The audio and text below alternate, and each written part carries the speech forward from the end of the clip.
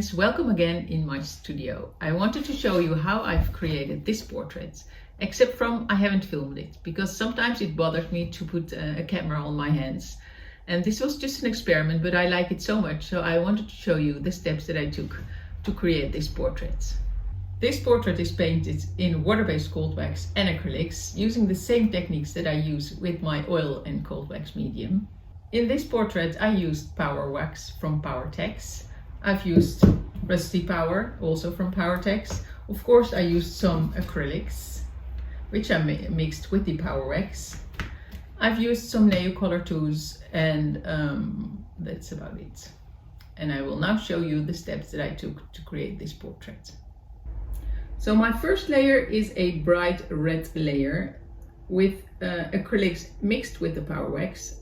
I've used the Powerwax to create textures, and I've printed in some bubble wrap, some paper, scribbled a bit with some nail color tools, just to create some texture and some interest. And I love to take a bright color because that shines through in the end results. The next layer is a cold one, so I often play with this difference between cool and warm layers. The first one was a warm one, the second one is a cool one. You still see the warm one shining through.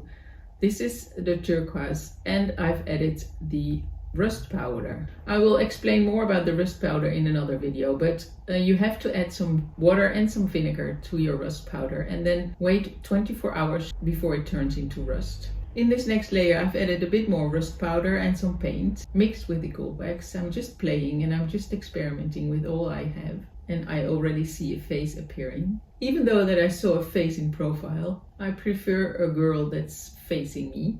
So I used my transfer method to transfer my drawing to this background, scale divider.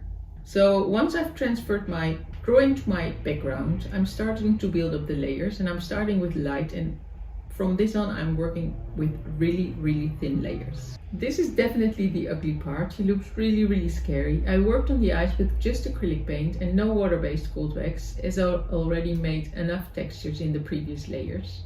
I continue to redefine the features as I want her to be somewhat abstract, but I love to have the proportions right. This is often the face that I like her or not, and if I don't like her I cover her up, and if I like her I'm going to continue. In this case I'm going to continue because I'm starting to like her, and I love the turquoise against the rust powder.